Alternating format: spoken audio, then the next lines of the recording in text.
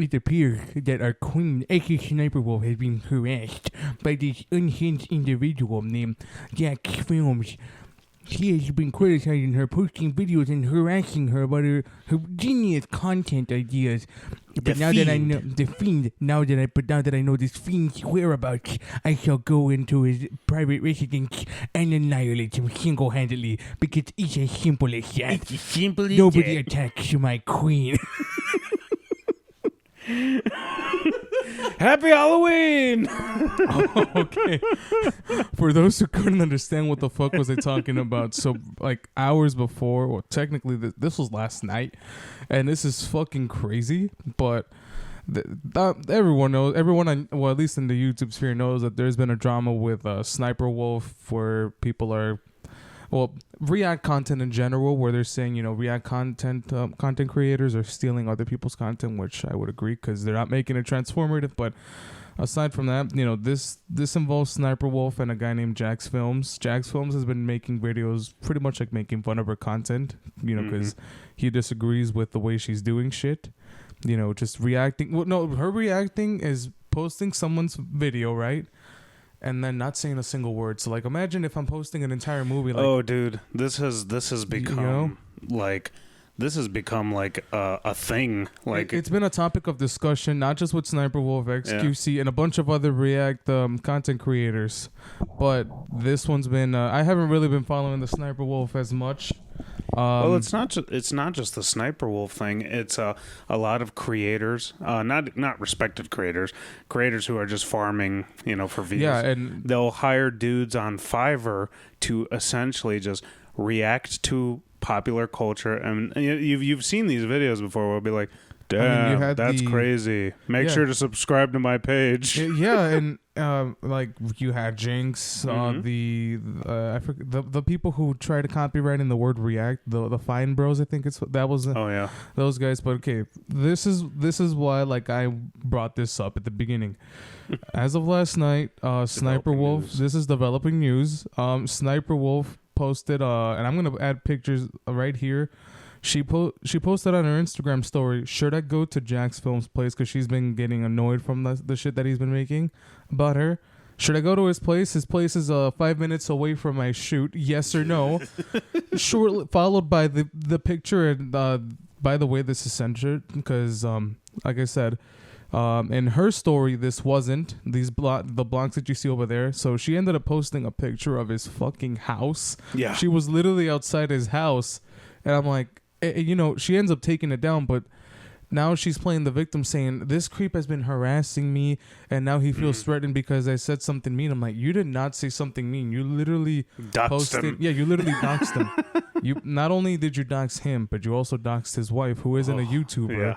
And who's a regular person. And, me doing that impersonation of, the typical Sniper Wolf simp. Because here's the thing. All jokes aside, you do realize that she has to realize she pretty much put that Jack's wife in danger because there could be unhinged people that want to get Sniper Wolf's attention, have that parasocial relationship with her, their wife, the true love of their life, their fucking queen. I know. I have a what is it? Parasocial relationship. I have a parasocial relationship with a couple of YouTubers. If there's a controversy with Mike, then I will not be involved. No, I'm joking. But you're going down with me, baby, on this burning ship. No. Okay.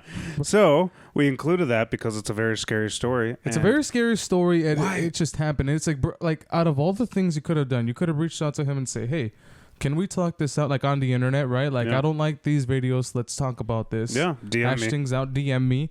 Not, hey, let's go to, let me go to your place uninvited, unannounced, and have you find out that I'm outside, in the middle of your stream, have a picture of your house with the words saying, let's talk it out like adults. I'm like, bro, what kind of shit is that? Yeah.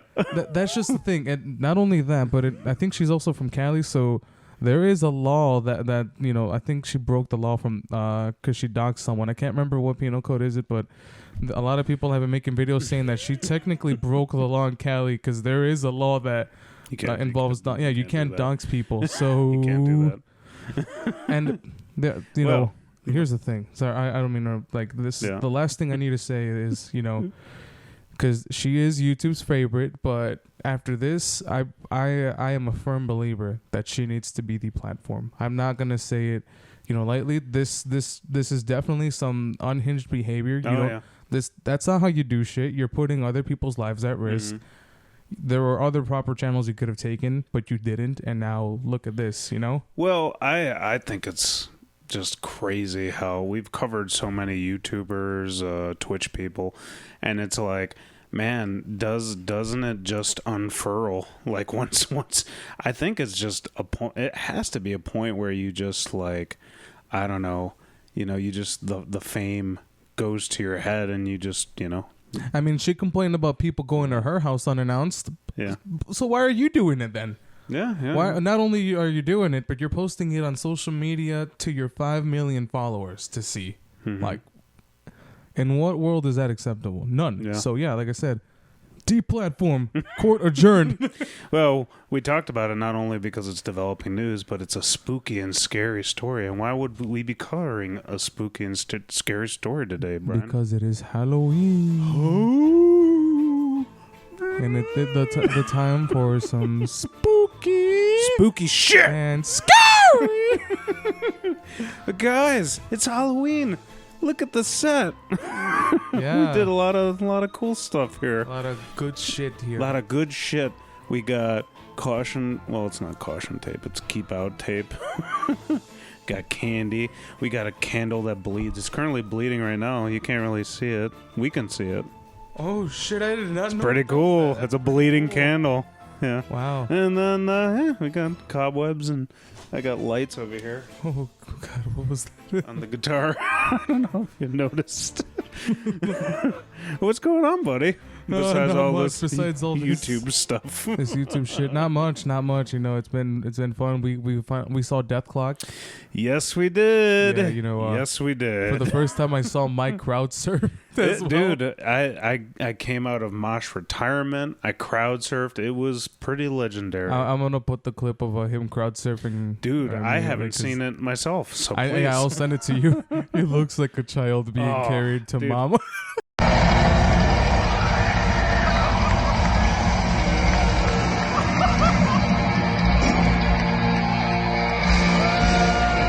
No, it was also, so we were moshing during, I think it was SOS, and then they went from that, and I think they went into go into the water. Yeah. I might be incorrect. No.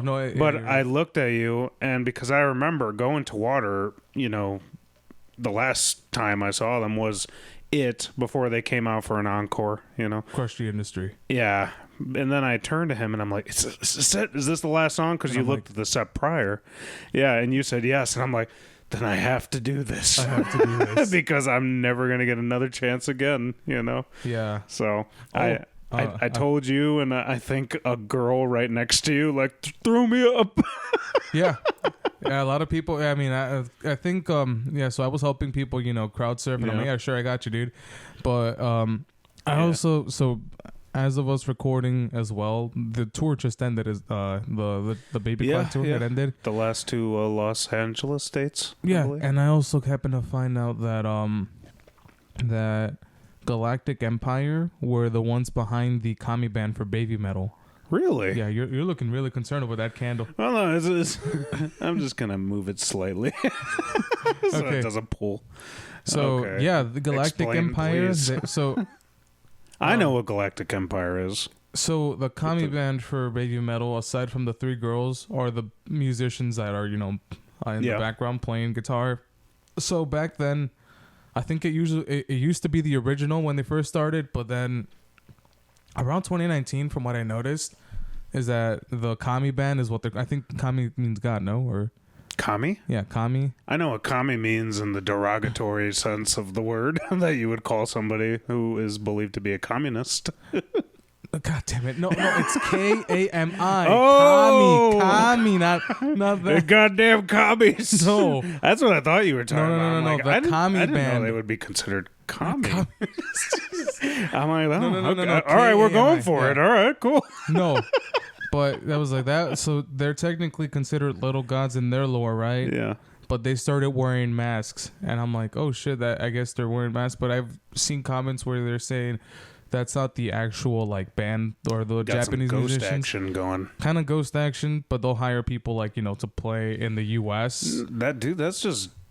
That's just good marketing in my opinion. It is good marketing, and it's genius. also, I mean, it's pretty genius because visas are a bitch to get. Expensive. They're expensive. They're a pain in the ass to get. I'm going to go ahead and guess that there are tons of extremely talented musicians here in the U.S. who can cover baby metal stuff like nothing. Yeah, and I mean, obviously, Galactic Empire is one. Yeah, exactly. Yeah, I did not know it was the entire band, and I'm like, oh, I didn't know that either. Holy crap. Yeah, Brian Beller posted a picture, which I'll share right here. Okay.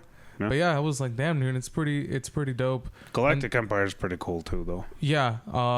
So it's funny. I've heard of them for the longest, but I never followed them. Plus, my buddy Camille Smith told me about them. She also saw them as well. Yeah. But I've never seen them live. Me neither. I want to as well. She said that my friend Camille said that they're fucking dope. By the way, shout out to Camille for just mentioning that briefly.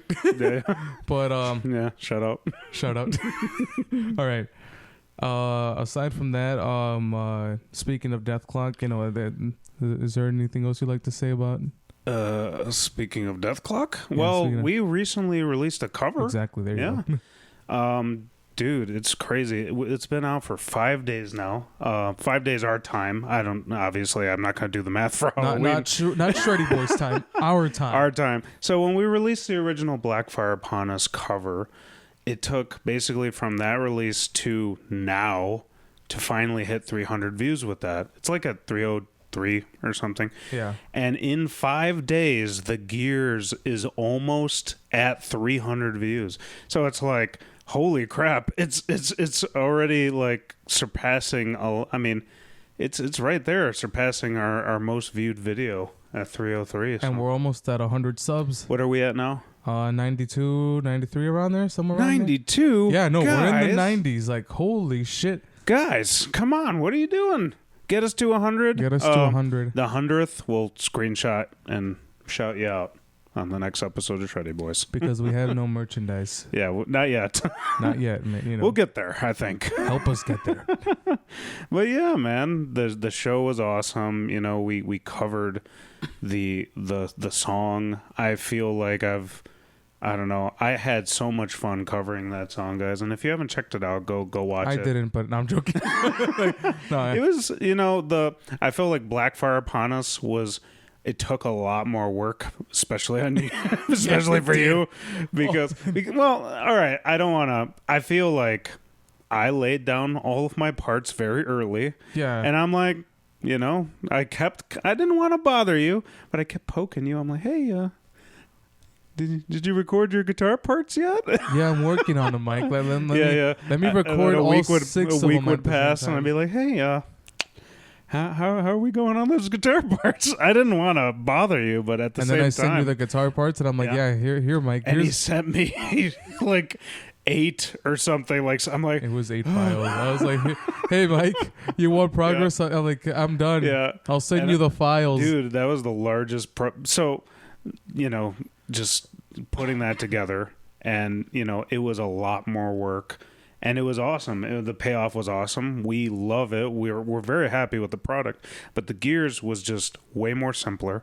I got to use my first synth guy, Nigel Bravo. I've known him forever, and I was happy to have him on. He was the first person I thought of. And I'm like, oh, he does, he does media all the time. He has got a YouTube channel. I'm going to put it right here, hopefully, a picture. Go follow him on all this stuff. But he helped us with the synth, and it was way more simpler of a cover than Blackfire Upon Us. Plus, like, I also covered... So, 2 years ago, because I covered the solo to Hatred Copter Great on solo. TikTok, and I think I posted it on Instagram. I was gonna do the Gears next, but I never went through covering it. So I was like, "Oh, I remember the solo for this. Let me just revisit it." And then, boom, done. That was it. Done. Yeah. You sent that to me. It was very simple. The hardest part for me, honestly, was, the vocals on Death Album 2 are difficult because they're so low in the mix. You can hear them, but not really. Yeah. And you combine that with the fact that Brendan Smalls is a way better vocalist now than he was on that album. It's kind of like, I have to keep it true to the original, but at the same time, you have to put more grit in certain places. So it was difficult to do it, but we did it. It was awesome, and we're extremely proud with it. Plus, like I guess I would say the same thing with Blackfire Upon Us towards the ending, because like I said, everything else was easy. The solo, I tackled that pretty quick. But the ending is where I was like, because like while he was telling me, I'm currently working on it. I had everything else done, but it was the ending part where I'm like listening to it. I'm like, I'm listening to the track and I'm like, there is a lot more to this. There's so many layers. And I looked up Songster, and there is like literally 6 layers of leads. So you'll have 2 leads. Yeah. 2 melodies playing, and then there's another 2, and then there's the so all of them at once, and it's pretty cool because you learn to appreciate the song itself and how great Brendan Smalls is as a guitar player and composing everything, and it's like holy shit, like that, like every time I watch that video, because I still watch that cover, I love the ending part because it's like holy shit, like you just literally it captures a song in its essence. Dude, I when I was editing that part, and remember we recorded you playing the every single harmony like 3 times, so I had all these files and it was just absolute torture. Yeah, I bet it was torture. Piecing that together. I was like, he felt my pain. I did. But I mean, well, here's the thing. To be fair, neither you or I were expecting something like that. I was like, oh, this song's going to be simple. I'll tackle it. I'm almost done. Yeah. I was like, I just need to learn the land parts. And I'm like, oh my fucking God. Yeah. This tracking them wasn't hard. Dude, you nailed it. But it was just like, it was time consuming learning them all, getting them right and everything. You nailed it. And I remember there was one part that you were asking me, like, is this right? And I'm like, I wanted so badly to be, no, you're good, man. But I was like, I have like almost like a bat sonar for these things, especially Death Clock, everything Death Clock related. You talk about having perfect pitch. I don't have perfect pitch, but holy shit, do I remember every single note of every Death Clock song. So I'm like, that there's that one note. I could hear it. And then I sent you the, I was just like, man, I don't want to be like a dick, because now you sounded like you were driving yourself crazy that night when you were recording it. So I was like, I don't want to be mean. But then you went and you did it, and it sounds perfect, man. We're very happy with it, and honestly, I would love for the next. I'm waiting for the next tab book to come out for Death Album 4, and when I get that, I would love to cover a song off that album. We should do Mermaider 1, 2, and 3 in one video. No one will watch it. You don't know that. That'll be too long of a video, Brian. You don't know that. You guys have done it. Have done the last 2 justice. I know you guys will do it again. We have done so many short videos that nobody has watched. Look, he may not believe in you. And I may not believe in you most of the time, but I do believe in you sometimes. Yeah, and I just not dox you. I just oh God. I just what's the word? What's the word when doxed. You not dox? I just there's a word for when you make it. It's your fault. You blame the viewer. You deflect. Yeah, I deflect. Yeah, he deflects. Shreddy Bois does not condone doxing. I love blaming you guys. P.S. SS Sniper Wolf, you suck. Oh yeah, that's what we've been up to. Do you have anything else, Brian? Or I think the Death Clock show was it for me, man. The next show that I have and you have. Hey, what is it? I don't know. Which one? It's infuriating. Oh, okay, you're joking. So, that one's gonna be a massive show because there's like a bunch of bands that are added on the bill, especially. And for context, it is the Infuri show happening where at they're WC Social Club, and they're headlining tour. I was like, oh. cool. The first headliner. What is the tour called? It's funny. Rags to Riffage. Rags to Riffage. God, that's a genius tour. It's like Rags to Riches, Rags to Riffage. That's pretty cool though, because honestly, like, here's the thing. Like, when it comes to Inferi, these guys have always been openers, despite, you know, two of the band members are actually one now because Mike Lowe left.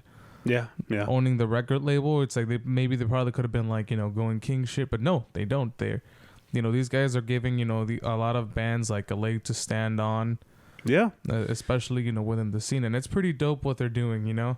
Yeah. And now that they're doing a headliner tour, it's like, holy fucking shit. Dude, you don't know. I mean, no, you do know, actually, because I've talked about this so many times. I'm like, God, I love seeing these guys, but every time they come through, they're just an opener, and you get them for 25 minutes, and he was in a flex on me because he saw them at Boise, Idaho. Oh yeah, I was literally thinking about traveling to a different state to see an extra set. But. Yeah, because they would do like an extra set where they're headlining, and he was gonna go to Boise, but I was like, maybe next time, and hey, next time came. Yep.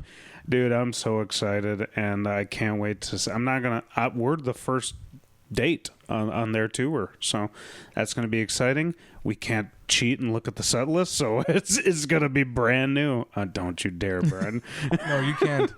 So that, and they did say they're playing a brand new song. Fragment too, so. Oh, yeah. They're also playing, Inferi's playing a brand new song, too, so I was like. Yeah, so we'll have two, the one we already heard, and a new song from probably their upcoming album. Yeah, then aside from that, I actually should share the news of the good Lord. Well, I mean, by the time this good Lord, by the time this video is up, it'll be like a week, because I think, so we're gonna release this at the last week of October, kind of every episode of the podcast, but so by the time this is out, we've just played First Step to Glory, played Ha to Hell. You know, okay. How did it go? Yeah, you know, I was laughing. I could not stop laughing. Yeah, my sides were splitting. Exactly. Okay, but there's that, and then beginning of November, technically the November 7th, Central Disorder got a huge opportunity. Oh yeah. We will be opening up for Rose Funeral. It's like a hard work was paying off.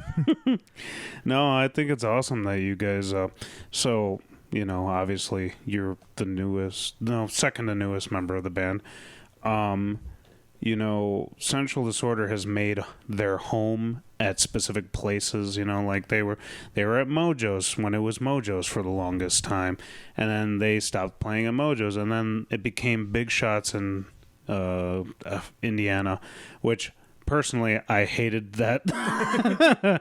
And then finally now it seems like Central Disorder is playing tons of shows at the WC Social Club, which is awesome. That's their second home now. And honestly, the WC Social Club is probably one of the nicer, like, newish venues in Chicago now. I mean, despite it being pretty far away, which it's a complaint on a lot of people, but hey, deal with it. If you support me, then go. No, I'm joking. Yeah, now you're gaslighting them. That's the word I was looking for. Oh, gaslighting. I love to gaslight you guys. Yeah, you know, I'm a humble person. Yeah, I tricked you guys. I'm not a humble person. I'm that bitter bitch. We're here for the money, baby. Bitter bitch, the non-existent money. The non-existent money. Nah, but I mean, it is a far venue. I mean, I have to drive like 40 to 50 minutes to get there. So yeah, but it's a really great venue. It's fucking. I love it. You know, it's become a second home. I mean, Vicious Attack played there. Yeah.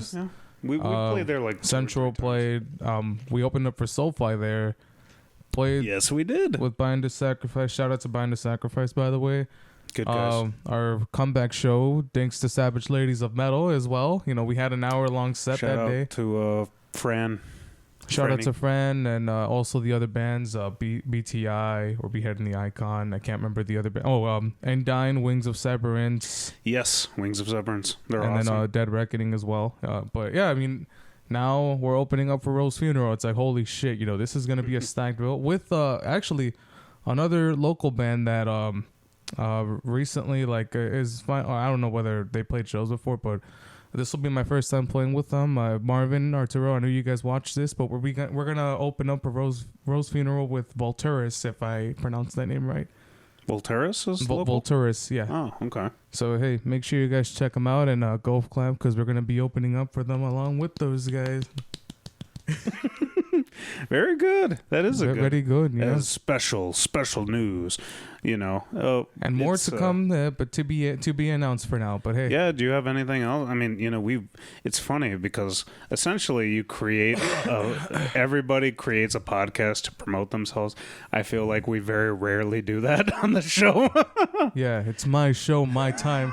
My time is here. My time is now. It's precious. Bitch. My time is precious. My time is precious. So value me, or otherwise I will leave you for good. No, I'm joking. Jesus. Do you have any other shows, or is not at the moment? But yeah, that's okay, the one. Cool. That's the big one on the books. Sweet, man. All right. Well, yeah, that's some good quality catching up, Brian. Good quality catching up. So, all right, cool. Let's move into our first segment here, Brian. What would that one be? It's a secret Halloween segment. Secret. Cue the cue card.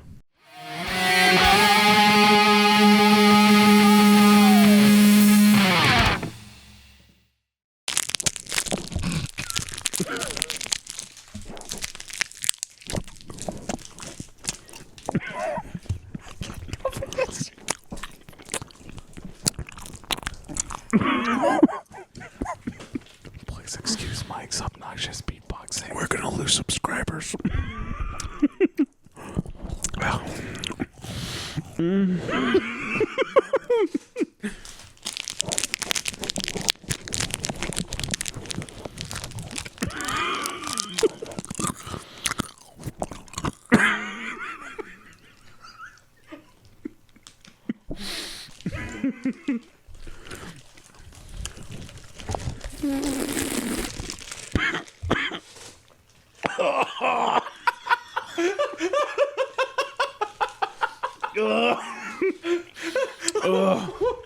He's choking. Skittles and coffee is not good.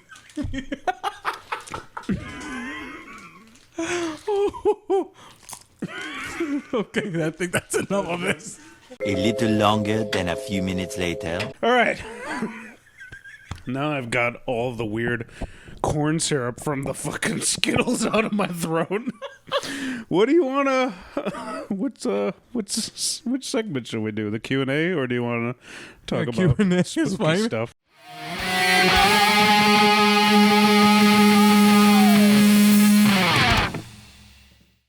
Okay.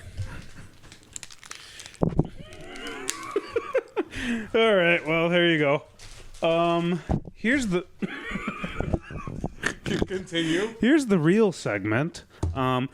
We asked you in our time, I'd say about a week ago, to ask us some goddamn questions. Some, not necessarily spooky questions. Why would you put that in there?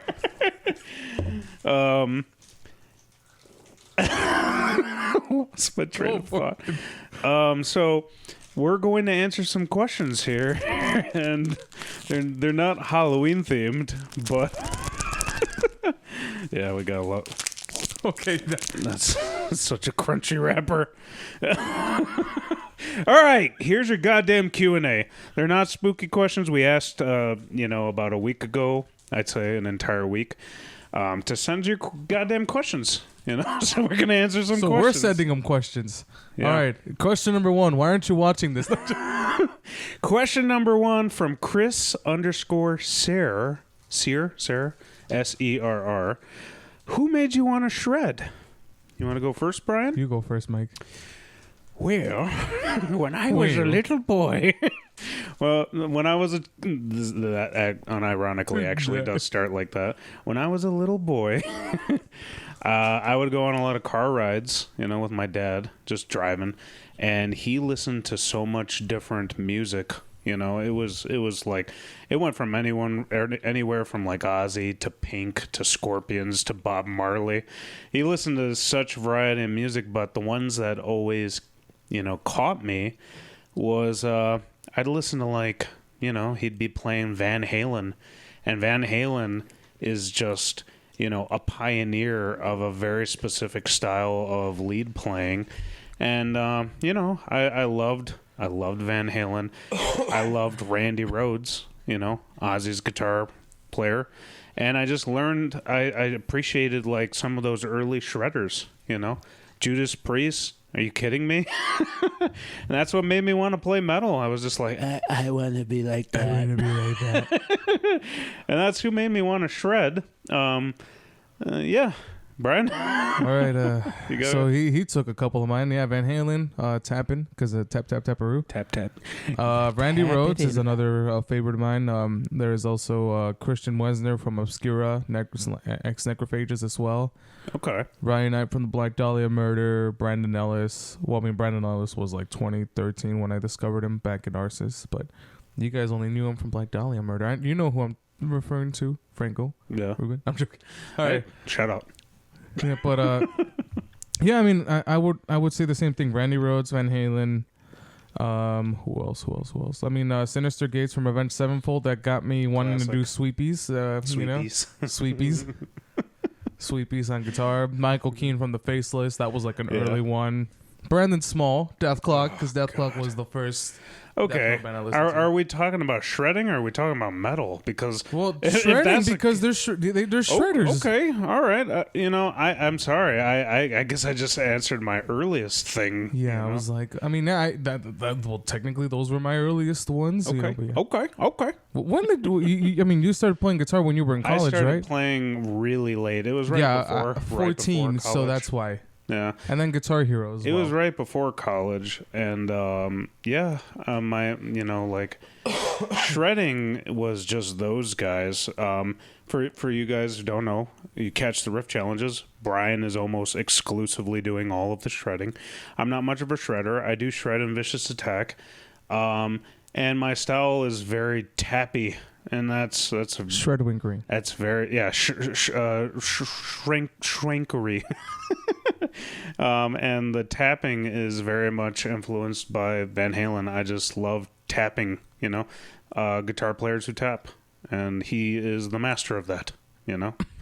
But yeah, so all right. I started at 14. Actually, around this time of year, October, is actually when I first started playing. But yeah, that's another fun fact about me, even though that wasn't a fun fact. Because nobody cares to ask me. But anyways, moving on. Next question. All right, another fantastic question by Chris Sayre.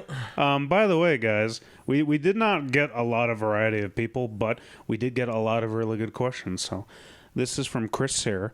How did Shreddy Bois start? Do you guys follow a format for each episode when creating one? One at a time, sir.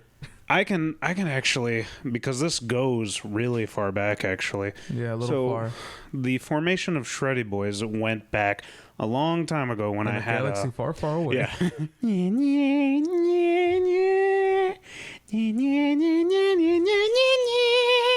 That wasn't Star Wars. I'm trying to make it different enough so that we don't get copywritten.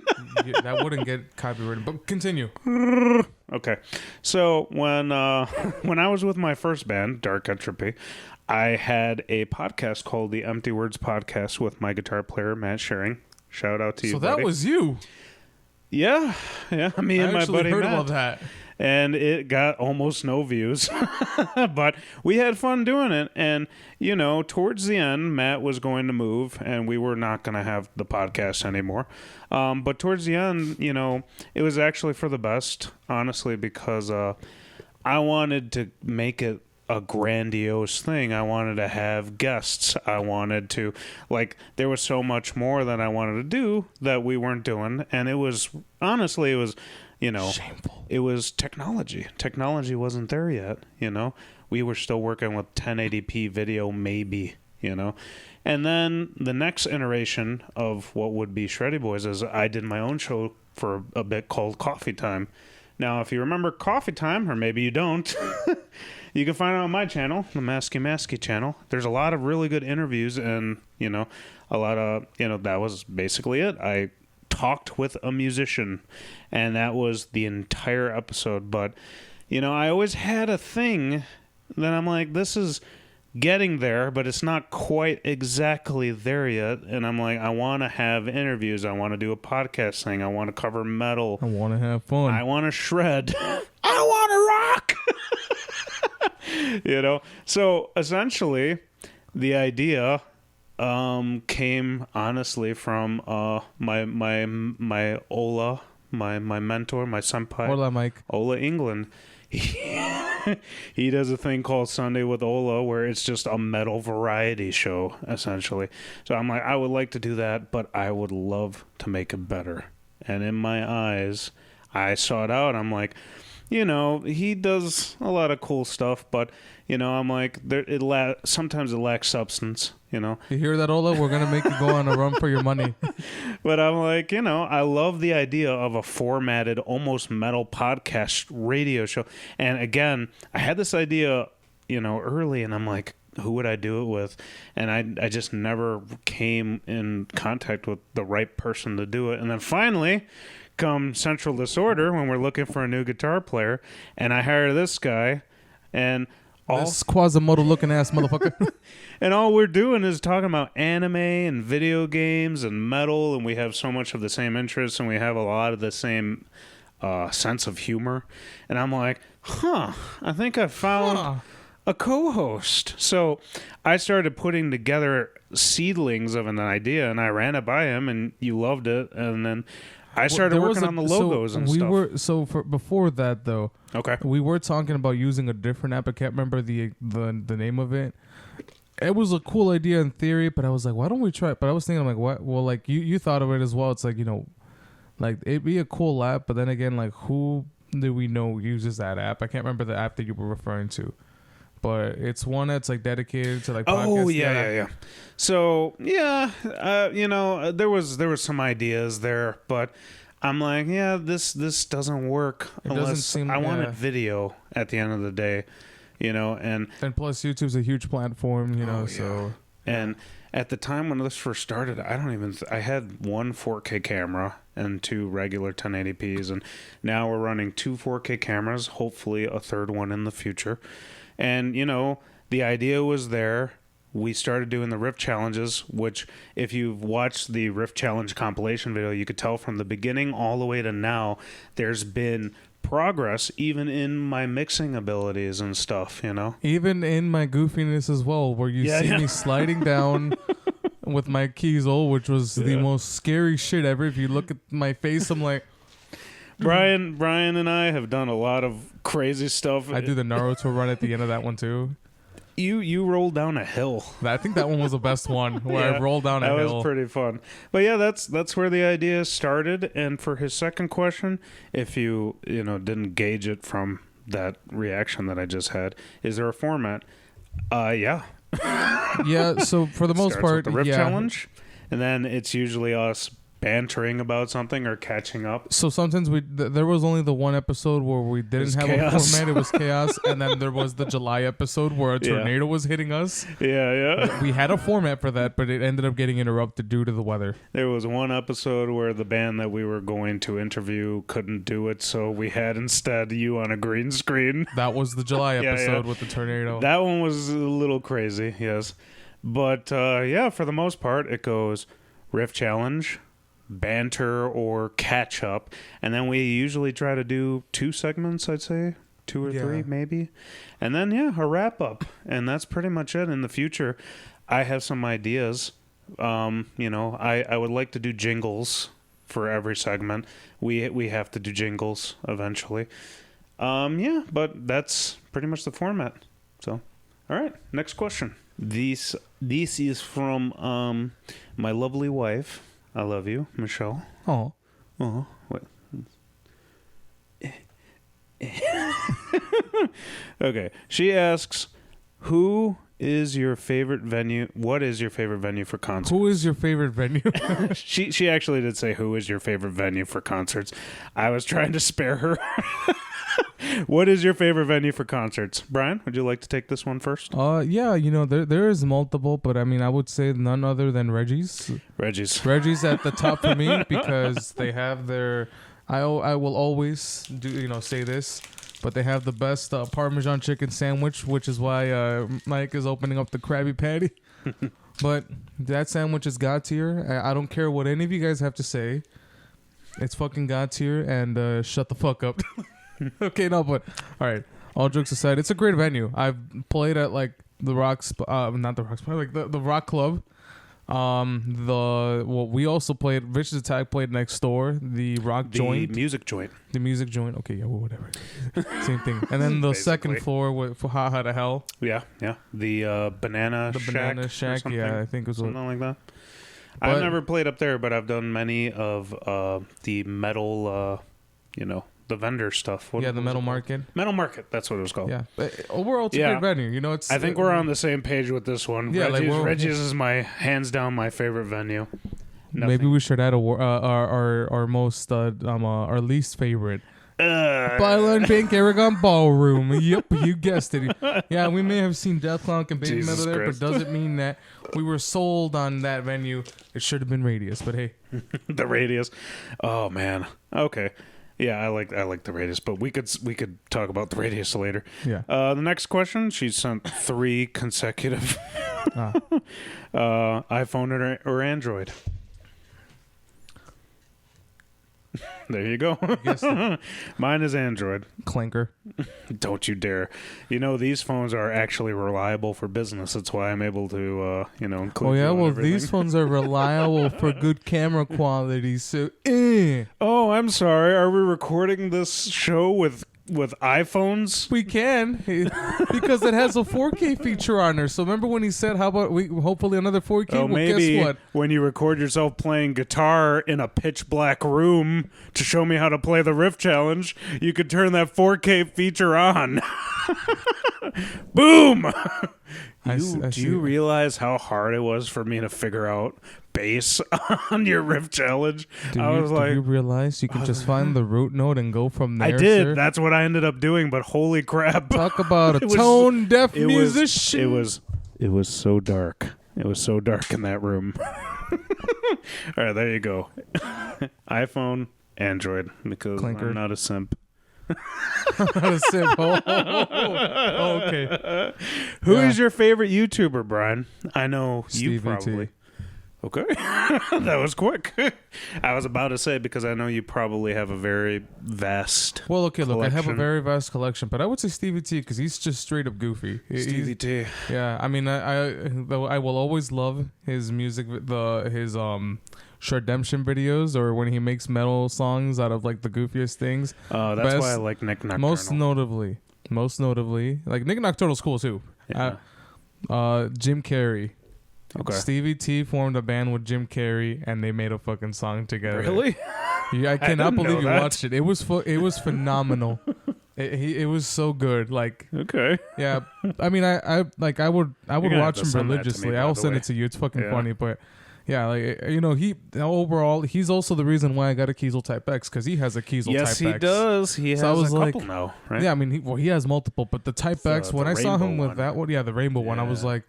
I want a guitar like that. And I was like, you know what? He's the reason why I got it. So, hey. Yeah, no, I was a big fan of him back in the day. I must say I just haven't followed him as much now. But I should get back into it. Hey, I don't remember the lyrics to that song. What was it called? Oh, YouTuber. Come on. Simp. I am a simp for Ola. No, again, just like you, I have tons of YouTubers in my subscription feed and YouTube. I love Nick Nocturnal. I love Spectre Studios with what's his name? I thought you hated him.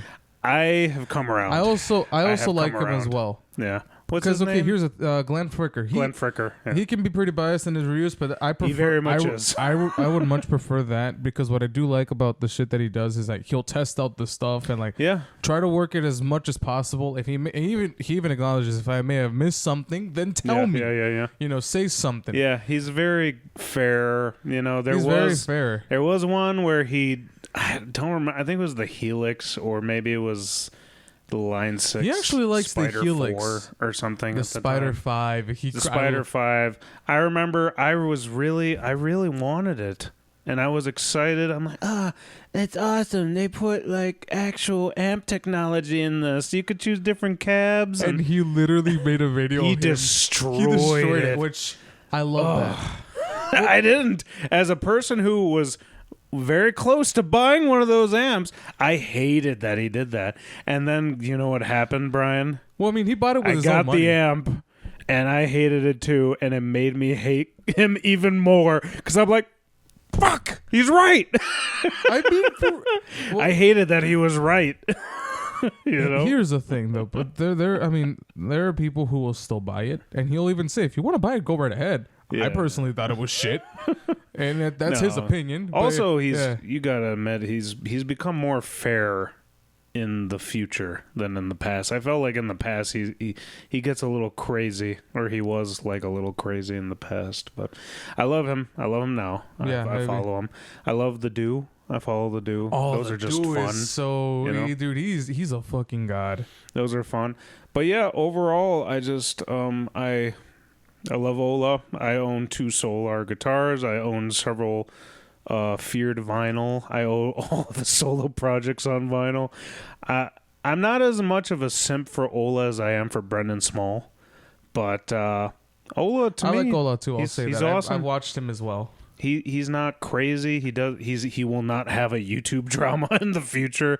I feel he's just a normal guy with a family, and this is his job, you know. And but what about Jared Dines? Okay. I'm joking. I used to like Jared Dines, and then I was never like, I watched him here and there, but I was never fully like. He's dead inside now. You look at him; he does not want to be doing any of this. You know. There's gonna be a time where Shreddy Bois don't want to do this anymore, and I'm joking. Hell, I'm still having fun, Brian. Oh no, so am I. I'm joking. All right, next question.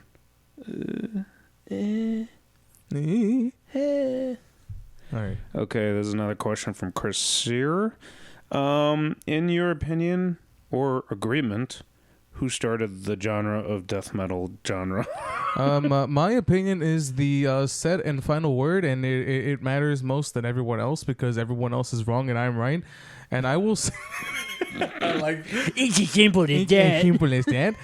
Okay, so I don't even know, honestly. I would say so. It would go to the big 4 of death metal, which would be Death, Obituary, Morbid Angel, and Deicide. Like the death metal scene really started in Florida. I mean, you could also some could also say Possessed was like also a pioneer as well. And obviously this differs if you're in Europe, because Europe, like, Creator is a huge, proponent of that, and there's tons of different answers there's for tons, this question. But, there is, but most of them really usually fall on Death. Chuck Schuldiner. A lot of people attribute Death to being the grandfather. The grandfather, because technically each album. I mean, I would say Chuck would be considered the Godfather, because each Death album is different from one another. Yeah. I mean, you had Sound of Perseverance kind of having a lot of influences of tech death metal before tech death was a thing. Yeah. Melodic death. There was a bunch of, thrash death, everything, each album just has its own distinct sound, and so I think that's a good answer. I would say the that big 4, or just Death if you want to make it easier. I mean, if you want to make it easier, you can say Death, Chuck Schuldiner, but a lot of the other bands also were starting to exist at the time, because obviously Tampa, Florida was. Yeah, I love Death, and I respect the crap out of the band, even their. Yeah, I personally like their later albums that a lot of people hate on. Individual Thought Patterns is goated, to be honest. But I also love Human. Yeah. I know which one. Symbolic with Symbolic. Symbolic is also really good. Symbolic's a great album. I personally, my favorite, I really love Leprosy. That album is Leprosy awesome. is fucking Spiritual Healing is also great. Oh my god, dude. All right, never mind. I changed my answer. Spiritual Healing. That's my favorite Death album. And then they're all great, but I like that one. Maybe someday we'll do a Death cover. Next question. Another one from. Oh no, this is from Anomaly. Shout out, guys. Talk about the different genres of metal and what genres feel outdated or relevant in today's metal scene. So I could start off with this. I don't think there is any genres that are outdated. I mean, as you can see right now in this point in time, nu metal's making a comeback. At this point in time, we feel like that there are a lot, honestly, especially during since we're in the 2020s, the roaring 20s. Okay. I feel like metal has started to be more, it started to gain a lot more traction than it has and you know, like, well, since the longest, you know, because obviously metal was at the forefront, and then it was like, you know, more of the underground, but now it's starting to make a massive resurgence. Like recently, I mean, I really can't say that there is a subgenre that's very outdated. I mean, if you want to make an argument, you could say that there are genres that are saturated. Yeah. Like, there are tons of bands now, and, you know, if you want to talk about saturation, I would say the most saturated genre right now is probably tech death. But there are bands who do it so well that they stand out. I mean, you could also say deathcore too, you know? But there's also bands that obviously stand out, like Lorna Shore. Yeah. Which it's insane that those guys went from, like, because I mean, you don't really follow Lorna Shore as much, but I've like seen their tours. Whenever they're playing in the U.S., almost every date, if not every date, sold out. Just sold out. And it's just crazy, you know, because I have a lot of respect for like what Will Ramos does, and I mean, also Chelsea Grin. I used to be like a fan of them, then I just stopped listening to them. Then I started listening to them again, you know. But Job for a Cowboy was also deathcore as well. Yeah. Until they became more death metal, but. Yeah, I mean, I would also say tech death as well. It's saturated. Tech deathcore, blackened death metal is also outdated, just saturated. I wouldn't say, because I mean, those genres, they always, or like any bands within those genres, find ways to make it sound newer and more fresh these days. Yeah, I mean, we just talked about unless you may want to say metalcore might be the one that could. Metalcore? Is there even really like metalcore? I mean, metalcore is still right now. There is, but like most of the time, I mean, there is the one complaint that a lot of people would say. A lot of metalcore bands tend to sound like each other, and maybe that. Yeah, maybe, you know, there is an argument for that. I mean, I also like metalcore too, but you know, maybe that could back. Like I'd say 10 years ago. I mean, the 2010s, every metalcore band sounded the same with the fucking breakdowns for. Like, don't get me wrong, I love breakdowns, but when the breakdown is literally the whole song, it's like that's where I had an issue with, you know? Like, everyone it's cool. was trying to emulate Killswitch Engage or all that remains. I mean, like, that's just the thing. Like, it's cool, but when it lacks song structure, then that's when it becomes very repetitive. And, I mean... And it's just about standing out. And, you know, going back to Tech Death, we're going to see a band on the 28th that I believe stands out so much more than a lot of these Tech Death bands, where it feels, you know, like they're an actual band versus the whole, you know, just the complaint that a lot of Tech Death just I would say that, not, you know, real. It's like kind of like or Archspire, how some people like Archspire, some people have complaints about them. But I would also, another band that does challenge them as well would have to be Entheos too. Entheos is great. You'll have bands like also Alkaloid. They're fucking amazing too, you know. Yeah, man. There's a lot of really good bands out there. I mean, maybe I would say metalcore. I mean, not every metalcore band sounds the same, but a majority of them kind of do. you know. I think we're just kind of in a sweet spot right now. Yeah. You know, everybody's getting everything that they like, I think, for the most part. Pretty much. And I mean, I feel like it's only going to go up from here, you know? I think the closest thing you could say maybe to saturation is maybe thrash right now. There's a lot of thrash, like new thrash. Like we covered Crypta. But Crypta's not even thrash. They're closer to death thrash. I would say Crypta's death metal, but death metal with thrash elements. And I would say melodic as well. Melodic. Yeah, I don't know. Can't answer that one. Yeah. But yeah, that was the last question. So thank you for the questions, guys. And if this keeps going and you like this, we can keep doing this in future episodes. Yeah, it's not going to be like a one-time thing. It could be more, you know, this will help us, you know. This was a gauge to see if you guys would ask enough questions to justify it being its own video, or if we would just include it in Shreddy Bois episodes, which I'm totally fine with too. Yeah, same here. Because, I mean, there are times where we're doing episodes and I'm like, I have nothing to talk about at the moment. Well, yeah, it definitely, you know, fills out nicely, you know. Fills out nicely. You don't have to see me pull shit out of my ass like, oh, okay. So now we'll go to our next segment. It is the New Guess Who Dis segment, Oh, we're having a guest this episode. I know, on the Halloween episode. And so here it is, guys. You know them. You know them. You love them. It is new Guess Who This. Little Village Hardcore. New Guess Who This.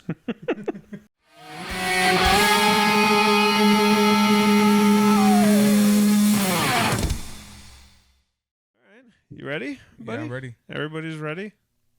All right. That's gone. Yeah, all right. I'm going to do the intro. All right. Another sexy intro.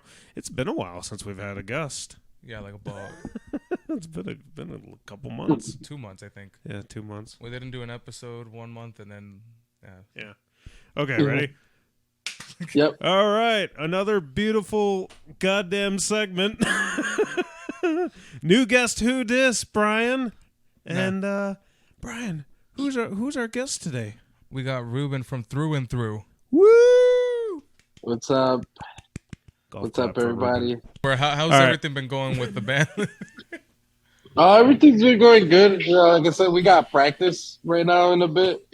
So right now our guitar player, Guido, he's setting up. And then our drummer, Isaiah, should be here pretty soon.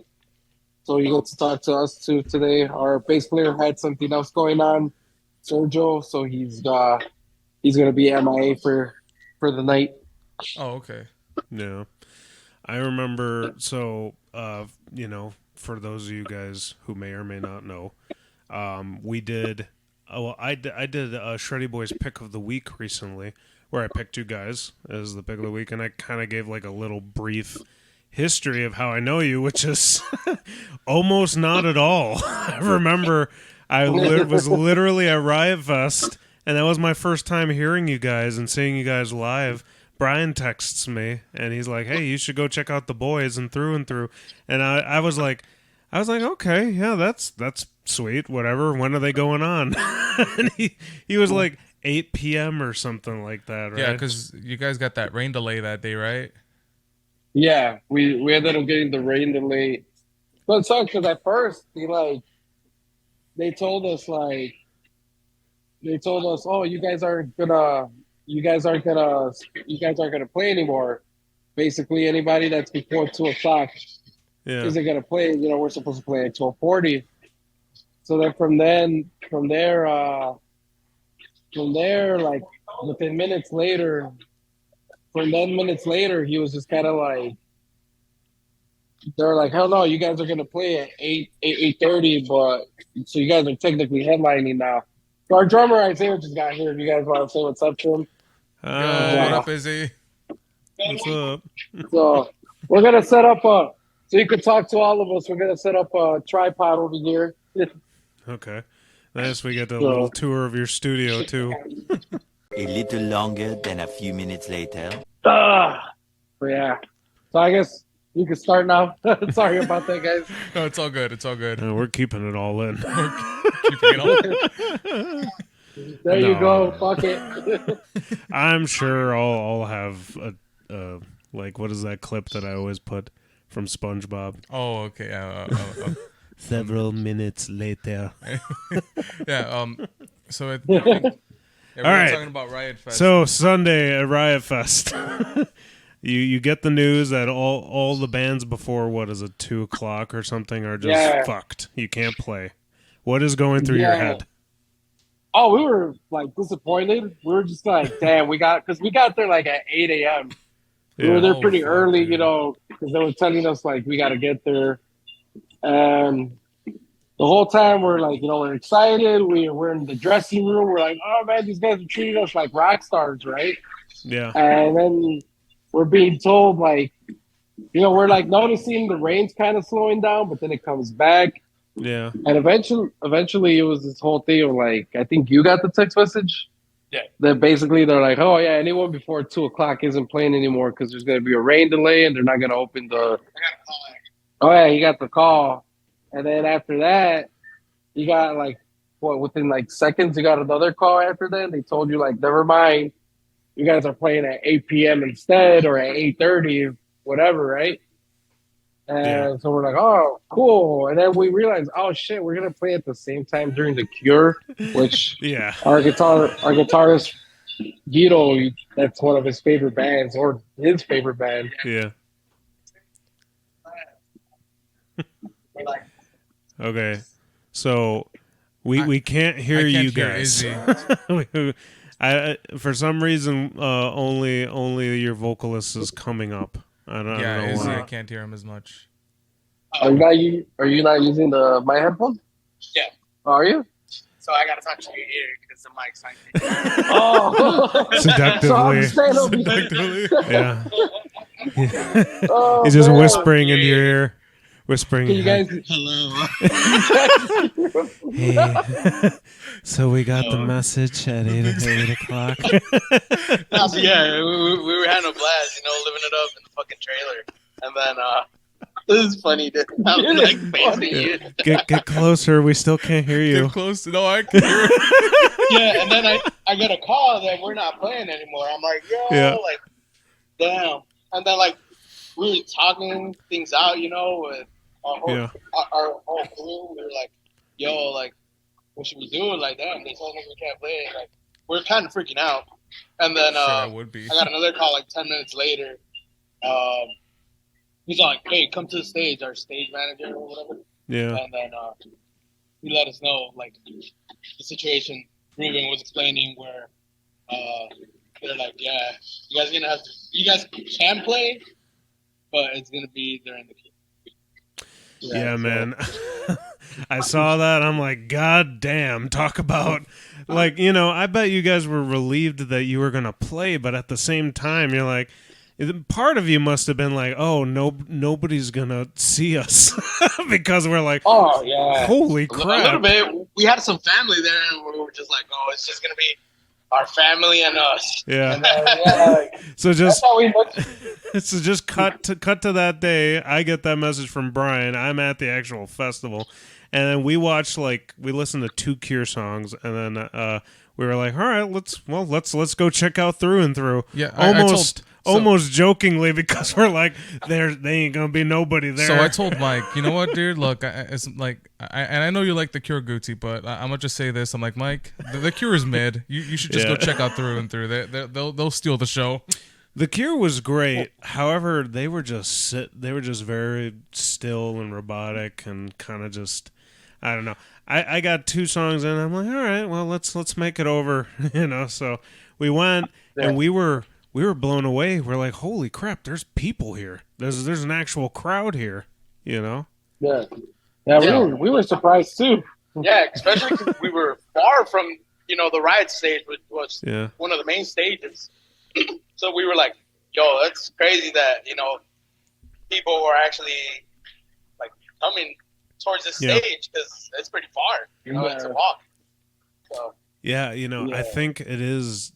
It really worked for you guys that you were the most opposite from the Cure possible. Yeah. Oh, never mind. It's funny too. Our guitarist, over here, he's a huge Cure fan, and he was like, "Fuck it," well, I'll play, and it is what it is. He's gonna miss the Cure as well.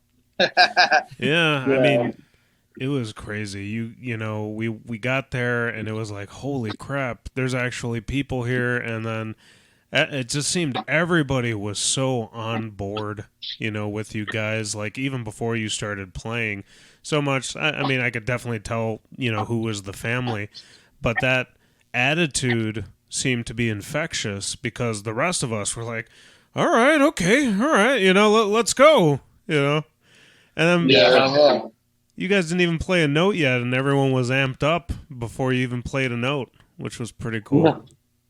No, that's the part that was like nuts. Was, like I said, we thought it was just gonna be like our family members and closest friends watching us play. Yeah. And I walk out there because I hear people saying, like, cheering through and through the whole, like, for a good while. And I go and I look and I'm like, holy shit, where's this sea of people that just came?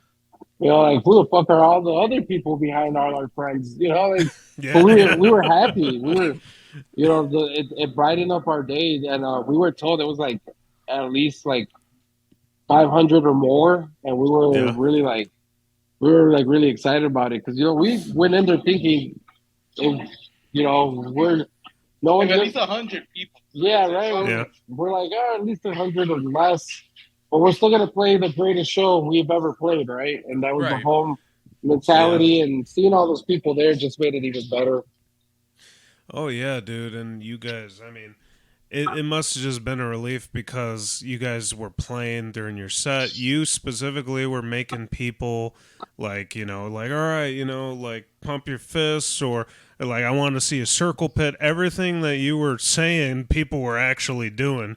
And as a vocalist, you must be like relieved because sometimes when you say tell people to do that, they'll just stand still. They'll just kind of look at you,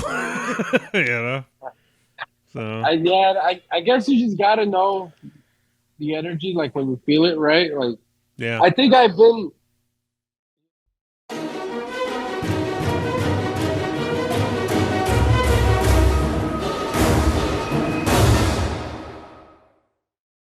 All right, we're back, and is another successful new Guess Who Dis with the boys in through and through. So we are very happy to have them. We had some technical difficulties. If you guys noticed the video, unfortunately, I was working on my laptop, and I saved it. It was finished, but I did not render it on my laptop because it would, on the laptop, it takes like 2 days to render it. Versus my computer over there where it takes like 20 minutes. So I saved it to my hard drive, my external hard drive, and for some reason it just disappeared. None of it exists. So if you're watching, if you watch the interview or the full interview, I was able to manage to save. What are you doing? You know what he said? No. I was like, you mean God? Kind of like God. It doesn't exist. Jesus Christ. Who also doesn't exist? Ooh. My hopes and dreams. Well, my point is, you saw the interview from the perspective of the Zoom chat, which is totally fine too. We were able to preserve the audio and the Zoom, which is better than losing everything. Moving forward, and I think it's best we mention this now. We are planning on utilizing Discord for the future. The future, probably from now on. Not yet. Don't blow that. So from now on, we're probably going to plan on using Discord because also Zoom tends to give us a bit of issues. I mean, now we'll might as well just come out and say we got the broke boy Zoom. We got the broke boy Zoom, and now after every single end of each call. I mean, you guys have seen the calls cut off with what's it called, influence. Yeah. Well, normally we were able to send out another one, but for some reason it's like you gotta wait 9-10 minutes before you can send a new one. It's like, okay, dude, get the fuck out of here! Like what? So yeah, you know what it probably is enough people were no longer using it because the pandemic. During the pandemic, everyone was using Zoom, but I imagine now, people are still using Zoom, but probably not as much. Discord's the dominant force. So like I said, I would prefer to say this now. If you want to be on the show, just make sure you have a Discord so we can do it on a Discord call. Yeah, and to make things easier on both of our ends. We'll do what we must. But this was a freak accident, and this has only happened twice, so don't worry about that. So, that was that. I figured, Halloween episode, we can talk about some of our favorite Halloween movies here. Oh, that's so cool. Yeah, that's actually pretty cool. That's what I wanted to turn around and show everyone. I bought that at the dollar store, dude. This is pretty cool for dollar store. Was at purchase. the Dollar Tree, yeah. Pretty sweet. It's not $1 anymore, Never underestimate your typical dollar store Halloween decoration. Dude, all of this was provided by Dollar Tree. Sponsor us, please.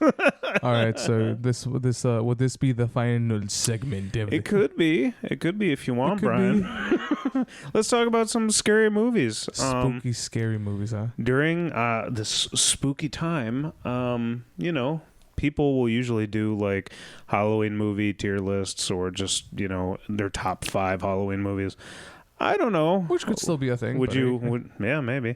I would just like to talk about some movies that I would like to watch this Halloween because as this drops, Halloween is like why don't we just put 3 days. Our top 5 favorite movies to watch? And obviously this is going to fluctuate, guys, because if I had to think about my top 5 and like if they were to stay there,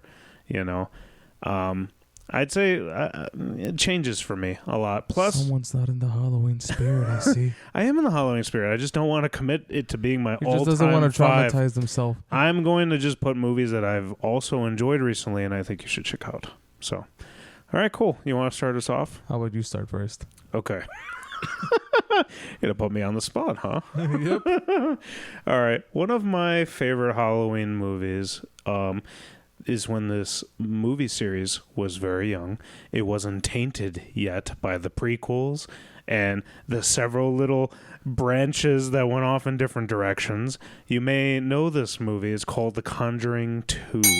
Oh. So, when I say this, know that The Conjuring 2 was like... is probably the last good Conjuring movie. It was a banger. Because it was a banger. The Conjuring came out. They made a ridiculous amount of money.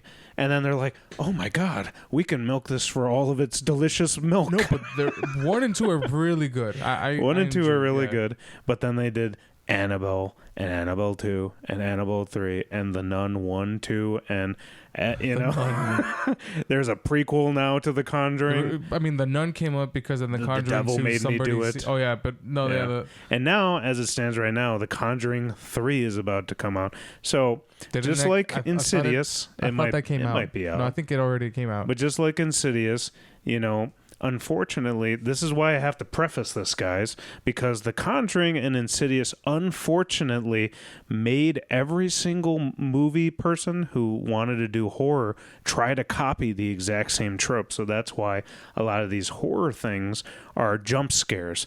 And unfortunately, again, I have to preface this because I don't want you to guys to judge me because I'm like, hey, my favorite movie is Transformers. It's like, all right, there's a backstory here. The Conjuring 2 is a fantastic watch because it has several different entities. It's kind of a little twist at the end, and it had one of my favorite characters. The God, now that I'm talking about it, I totally forgot. It's like the tall guy, the Slender Man-esque guy. Slender Man-esque. I forgot what his character is, the Hat Man or the Tall Man or something like that.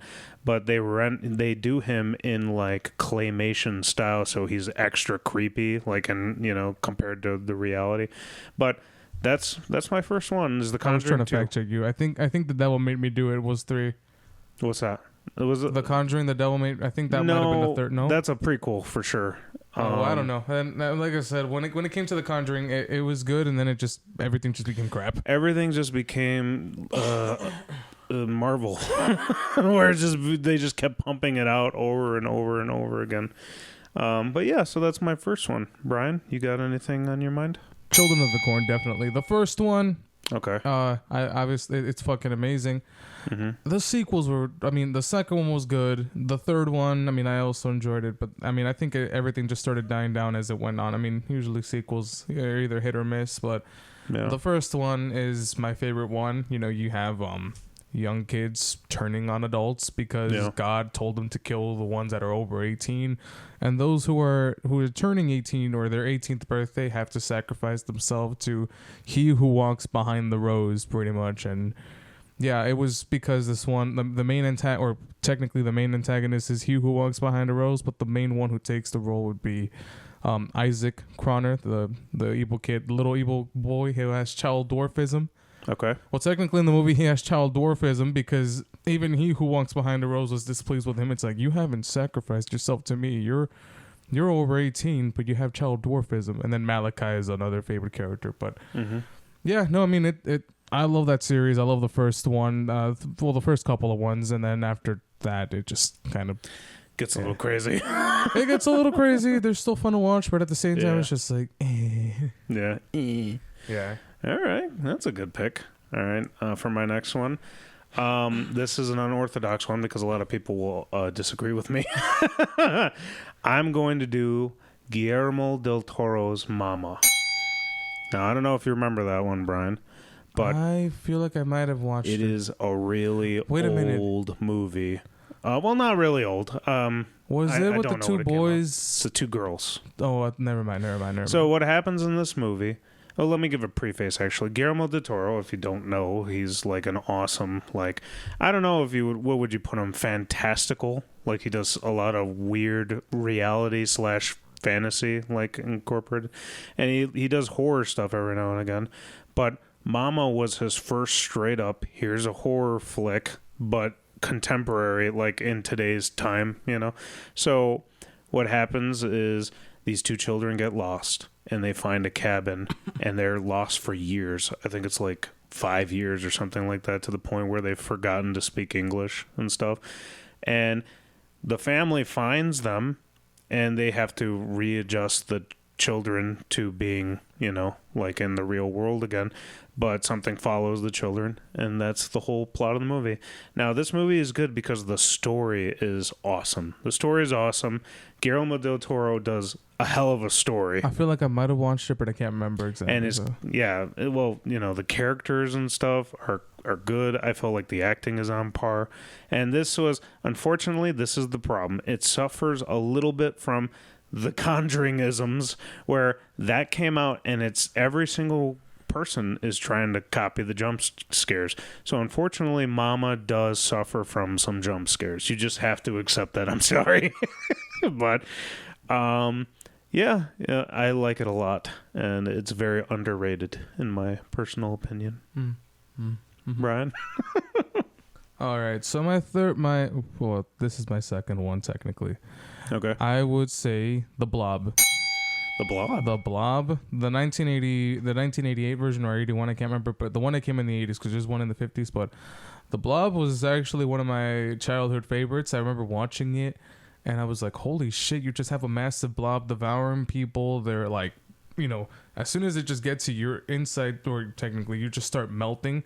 The one girl tries pulling an arm from her, or I think boyfriend or brother. I can't remember. I need to rewatch this, but you know, someone tries to pull someone out, their arm just rips off. And yeah, like this thing literally just comes in from like any direction. My favorite scene was when you had like one of the cooks from like the restaurant trying to like grab something from there, and then he just gets pulled in there. His entire body just gets disintegrated by this damn thing. It's pretty hardcore, man. The phone booth scene was my favorite one too.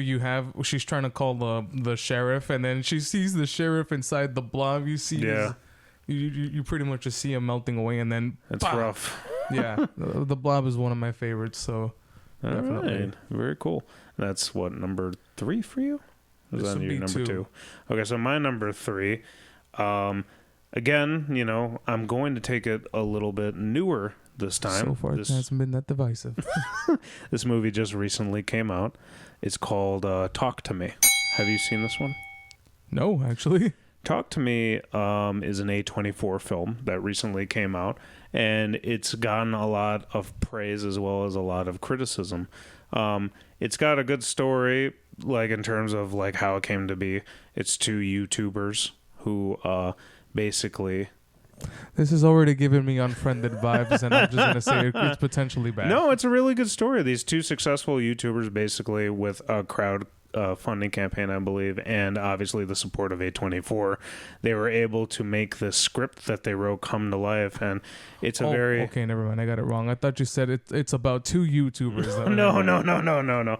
They created the movie, and they produced it and directed it. But yeah, it's this movie where these kids find a hand. It's a hand, and it's like a little bit of a ritual. You have to grab it, and you firmly grasp you it. Say, firmly grasp it. You say, "Talk to me." The hand grips, and basically you talk and interact with a dead person, and you invite them to inhabit your body. And it's basically like they're using it as a party trick. So a possession movie like The Exorcist, but they're using it in like their smartphones. This is real time. And they use technology to basically, well, all right, I really don't want to spoil anything. So you're holding this is a brand new hand movie, and then you get possessed. That sounds kind of corny. It is a dead, mummified hand, and there's a story. Again, I'm not going to tell you about it, but the reason why I like it is A24 is really good about taking chances. They are a studio that is like, hey, you got a crazy ass idea, that's like, new and crazy. I could see it becoming a parody. They throw money. They did Hereditary. They did Midsummer. All these movies, Beau is Afraid. They really are good about throwing money at a crazy, interesting idea, and it's paid off for them for the most part. Talk to Me is good because it's got a really good story, and finally, we get away from jump scares. It's good just for the horror aspect. It's good for the suspense and the storytelling.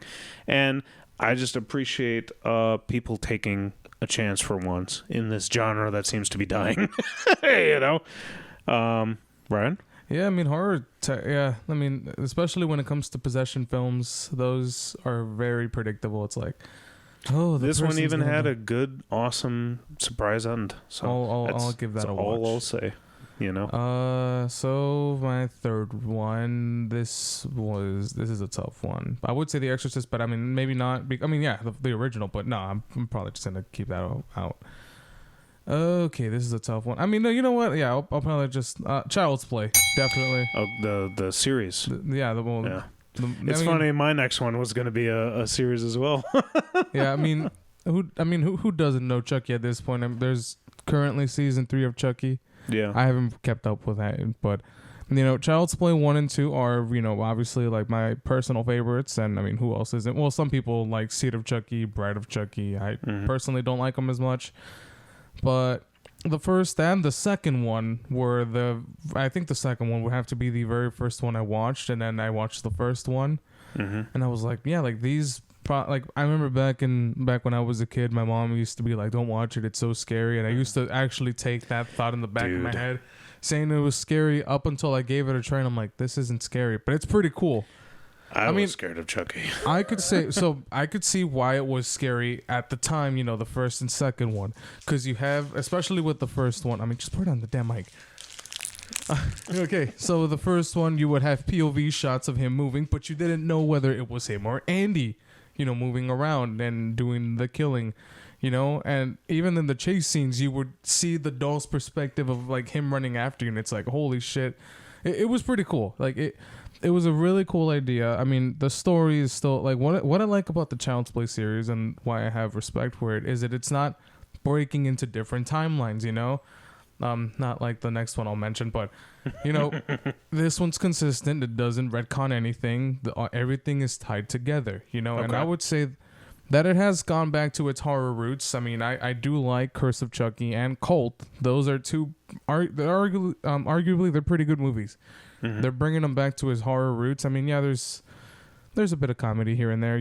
Sometimes he'll say a couple of jokes, but I mean, at the same time, like the first two are goated. I will say it's surprising that in this day and age, they're managing to keep Chucky relevant, especially in today. Today, it's crazy. Like, it really shouldn't work. It's crazy because 10 years ago we got Curse of Chucky. Yeah, because Seed was like 05, nothing for Chucky, and then we get Curse. I just appreciate that they're able to do that. Yeah, like there's continuity. They're keeping him alive. It's like, oh well, and they're going a little further into like what he is. I mean, the series, you see a literal army of Chuckies as well. Yeah. But it does keep it in character because he kind of has an ego and doesn't like other people doing the killing. He would rather be the one doing it. What streaming service is that on again?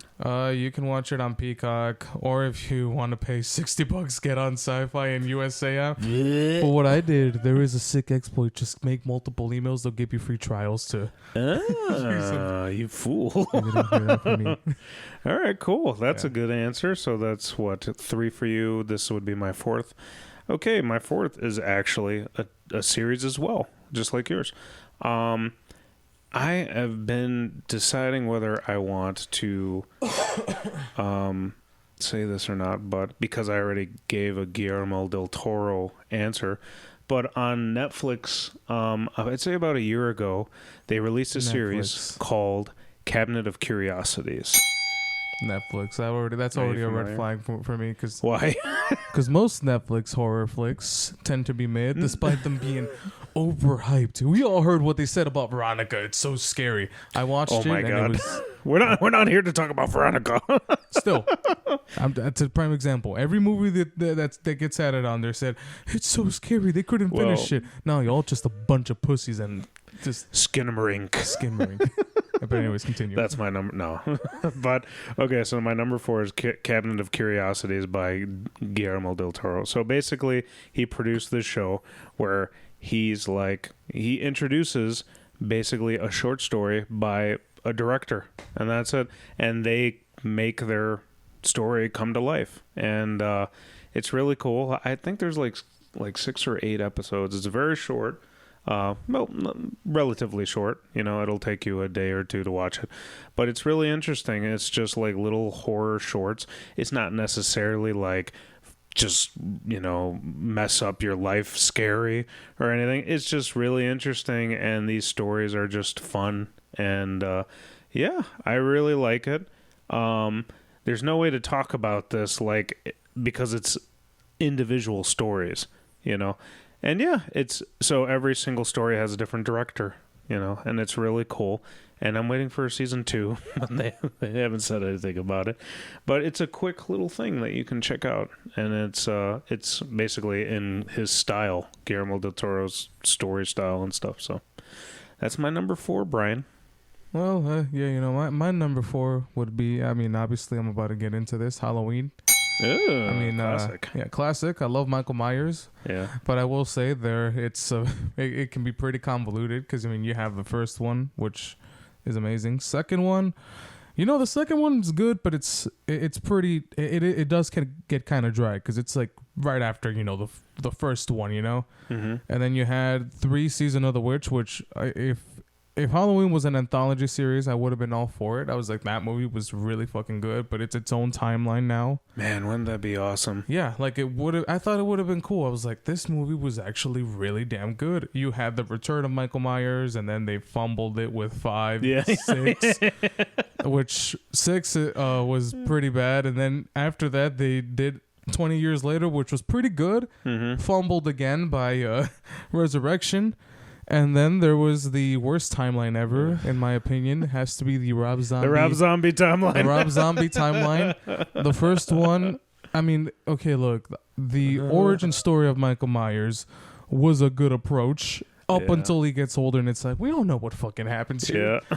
And then you had the second one, which was the undisputed worst one, in my opinion. Yeah. And I've looked up this is how much of a dedicated Halloween fan I am. I actually looked up stuff that happened behind the scenes for that movie.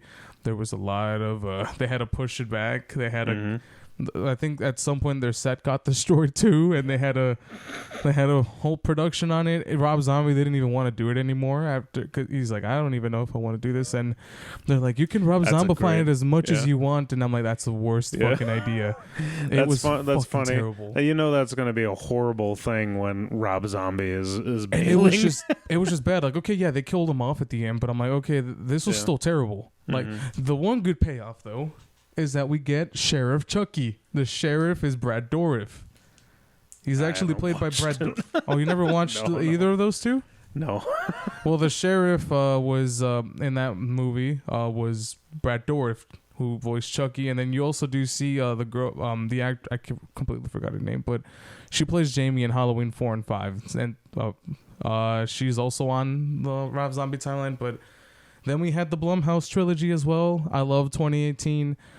Kills, I enjoyed it. Yeah, I agree. There was a lot of it was kind of messy. Ends was probably the messiest one, but I still enjoyed it because it kind of did feel like a proper end to Michael Myers. I enjoyed the final fight between him and Laurie, and you got the original actress to do it. And I'm like, you know what? Yeah, that was cool. Everything else leading up to it was a fucking disaster, but the ending was good. And I'm like, you know what? They kind of pulled it out in the end. And it's like, whatever. This was a definite end to him. Mm-hmm. Unlike the other timelines where it's like, is he dead? And he opens his eyes. No, we're not. No. He's alive, but we're not making another movie. Sorry, just going off of a thought that you said earlier. I would love to see a Freddy Krueger, like Netflix or HBO Max or whoever would actually make it. Like something with him in the modern age would be pretty cool. I mean, they attempted to make a remake in 2010, and that didn't go so well either. That was... Which one are you talking about? I'm Nightmare on Elm Street. They remade the very first one. Oh, I never saw that one. I saw it, and I was like, huh. The last thing with Freddy that I saw was Freddy versus Jason. Do you remember that? Yeah, of course. It was so horrible. It was so horrible. But yeah, I wonder if I would watch it now, if I would look back at it and be like, this is horrible, but man, is this funny. Yeah, I mean, it was pretty funny. It was fun bad, but... I remember we were in the theaters and we saw that movie, and there's a joke where it's like Freddy has a choice to go for one girl or another. They're both separating one way, and he's like making the choice, and he turns to the black chick and he's like, dark meat, and he runs after the black chick, and literally every single person in the audience was like, ugh. Like, oh no, this is not a good joke. Everybody in the audience, you just heard the sound of like 80 buttholes puckering at the same time. The sound is just like... You would know that, huh? You're speaking from personal experience? Yeah. Hey, but yeah, that does not stand the test of time. It's still not even in this day and age, but that was my fourth with Halloween. What would be your next one, or was that going to be your... I got one more for you. Oh. So my last pick... I've been thinking about this, man. It's one of two, and I think I'm going to go with it. Jeepers Creepers 2. Yeah. You see, I loved I was about to Creepers say, 1. if you're going to say 3, and apparently they made a fourth one, what the fuck is wrong with you? Which one was Jeepers Creepers 3? 3 was on Netflix, and there is a reason. I think the director got into some legal trouble. Did he? Yeah, because it was supposed to be in theaters, and then it got pulled out of theaters. I recently found out from the boys in First Step to Glory. But it was a Netflix. What happened in that movie? The movie was bad, but I don't know I can't remember exactly what happened that prompted them to pull it out. But yeah, apparently there was... I'm talking about the one specifically where he's pulling people from a school bus. No, yeah, that's Jeepers Creepers 2. But I was gonna say like there was apparently 2 sequels that were terrible. Okay, after that, yeah, 3 was awful. The first one was good. The second one I loved 1, but 2 I like it a lot because it's like this. To me, there's nothing more scarier than being surrounded by darkness, and this thing just starts attacking the roof. He peels the roof of the school bus, and just imagining being like, what am I going to do? I can't run outside. Because one person ran outside and he had a boy throw. Yeah. His accuracy was just like, just like a throwing knife in Call of Duty. Yeah, literally. I was like, you run outside, he's gonna throw something at you, and then boom, you're dead. But it is so like it's not. I don't know what you would qualify as like. It's not ruining your life like Hereditary was, like with like the mental scary. This is just suspense scary, and for the whole movie, you're just on your. It seems like you're on just your toes, just like holy crap, what's gonna happen next? So that's my number 5. Yeah. All right. Well, my number 5 would be, and I mean this one's near and dear to everyone's heart. I would say George Romero's Dawn of the Dead series. Ooh, nice. That's a good one. Exactly. The original. I mean, don't get me wrong. The remake was cool. Yeah. You had Night of the Living Dead, which honestly is the undisputed champ. Army of Darkness. Zombie. Yeah, Night of the Living Dead is one of my all-time favorite zombie horror films. It's fucking amazing. You know, you literally capture people. It not only it just captures zombies. It was the first of its kind, but also, people just losing their humanity in that moment. Yeah. I will say, obviously a little dated with the, the graphics and stuff. Or not, yeah, I mean, it's a little, look, camera. It may, I know there wasn't, graphics at the time, but it was still fucking amazing. Mm-hmm. Watching it in black and white just adds a lot more to the feeling of suspense, especially where you have that couple running away in a car, then it blows up. Everyone just goes in there, grabs their insides, and it's just pretty damn cool. It's an awesome classic for sure. It's an awesome classic. Then you have Dawn of the Dead, and then I also do like Day of the Dead. Day of the Dead. That one, the remake is also decent, but I love the original because they're all in an underground bunker. It's pretty much like the events of like everything that's already gone down, and obviously the massive like horde just break in, and those people are also, like I said, it just captures everyone just losing their shit and trying to do things on their own. The army guys end up getting killed, and I do love the scene where they're ripping this dude's, like, one of them their head off. He ends up getting caught, right? But as soon as they're pulling his head away, right, you literally see them like stretching his vocal cords, and as he's screaming, his voice like goes a pitch higher.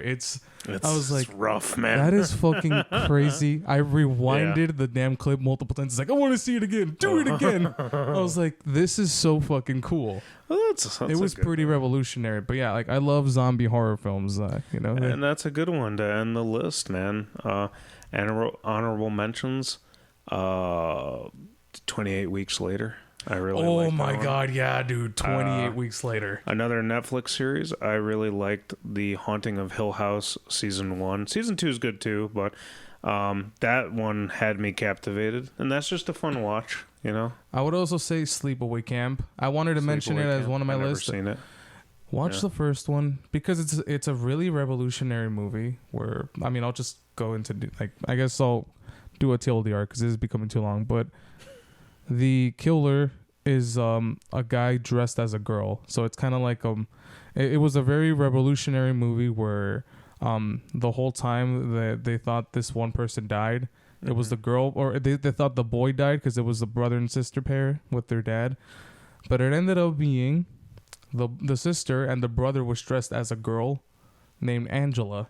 And as soon as there was a big reveal of both of them skinny dipping, well, obviously the girl had the severed head of the boy, and they stood up, and then there was a big reveal that it's a guy, because it was apparently from what I know is that the actress, her mother didn't want her to do a scene with a strap on, obviously, so they had an older man, and it was a big reveal that it was a boy dressed as a girl. But yeah, I mean, I would recommend watching Sleepaway Camp, the first one. The other installments are okay, but it's a different actress too, so.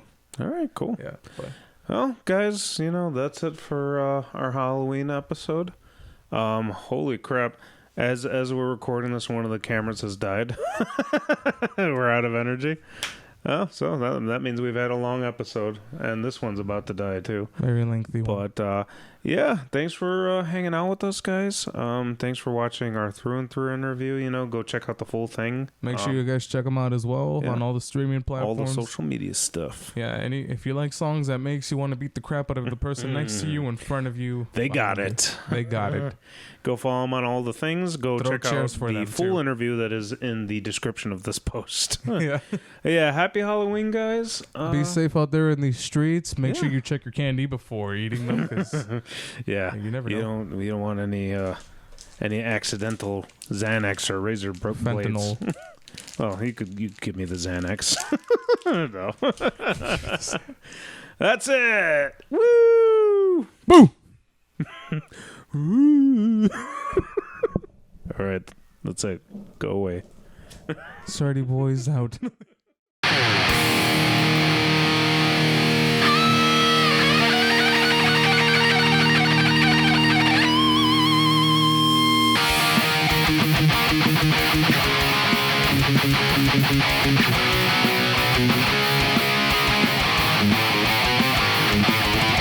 Warriors of time and space, traveling through dimensions, fighting for what's just and what is right. Shreddy Bois, look over there into the sky. Shreddy Bois, flames truth and trains full of light.